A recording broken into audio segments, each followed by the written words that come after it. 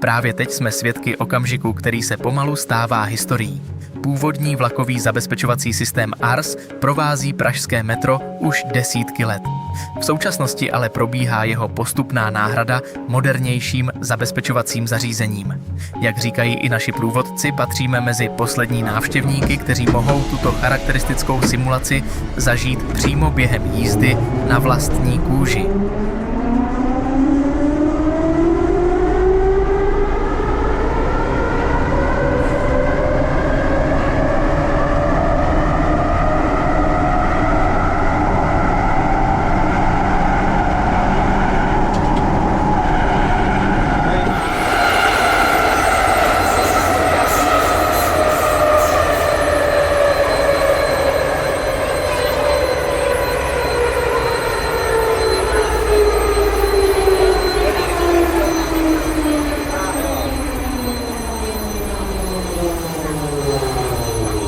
Tento zásah zabezpečení zařízení ARS už je dneska ojedinělý, takže si tohoto zážitku važte.